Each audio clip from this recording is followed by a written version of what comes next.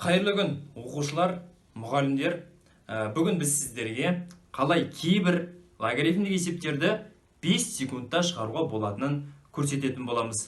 Егер сіздерге видео ұнаған болса, және сіздер жаңадан келген оқырмандар болсаңыздар, онда каналыма тіркеліңіздер, лайк басыңыздар, және де комментарий жазуды ұмытпаңыздар. Және де ең бастысы, осы видеоны аласыздар да өздеріңіздің чаттарыңызға лақтырып жібересіздер, короче.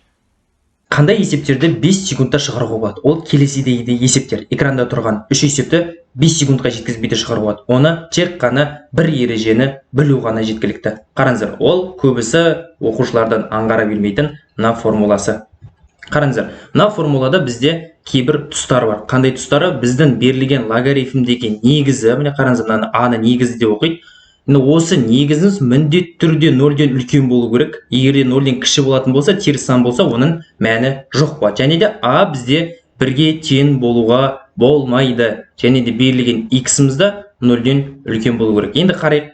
Мысалы, мына есепті 5 секундта шығаруға не істейміз? Жауабы жоқ. Яғни жауабы жоқ дейміз. Не үшін? Себебі біздің негізіміз минус түбірасты 25-ке тең болып тұр. Ал бұл негізі а деп айтылады. А міндетті түрде 1-ден үлкен болу керек. Ал мына шартта 1-ден кішкентай болып тұр. Сондықтан есептің жауабы жоқ. Екінші есепті де қараймыз.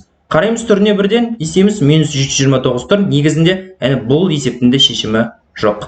Әрмен қарай үшінші есептің ойланбаймыз, шешеміз. Көздеріңіз жетті ме? Логарифмдік кейбір есептерін 5 секундта шығару болатыны. Ал кеттік. Онда ендеше мына есепті көрейік. Көзге ауыр болып көрінуі мүмкін, негізінде кейбір сандар бар, мына жерден.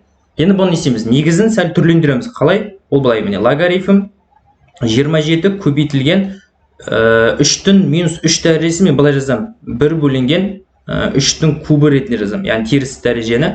Енді бұл жерде 1 бөлініп тұр тағы да. Сосын түбірасты 5 тұр. Әрі қарай не істеймін? Мына жерде мен әрі қарай жалғастырам. Логарифм 27 көбейтілген 3-тің кубы 27-ге тең, 1-ге тең, үстіне мына жерде тағы да 1 тұр. Бұл жерде 5 тұр түбірасты. Енді мен не болып кетті демейміз. Әрмен қарай мына 27-лер қысқарып кетті, негізінде тек қана 1 қалады. Яғни біздің есеміз келесідей болады. Логарифм 1 шықты, мына жерде 27 қысқарып кетті, 1 қалды, 1-де 1-ге өлсем, қайттан 1 шығады, түбірасты 5. Яғни бұл есептің де шешімі жоқ. Қанша уақытымыз кетті? Өте аз уақытымыз кетті. Яғни біздің негізіміз, яғни а 1-ге тең болмайды деген бар. Яғни 1-ден үлкен болу керек деген бар. А бізде 1-ден үлкен деген болу керек деген сөз. Осымен біздің есебіміз аяқталды. Осындай шарттарымыз бар. Осы шарттарды білсеңіздер, кейбір логарифмдік есептер өте оңай шығатын болады.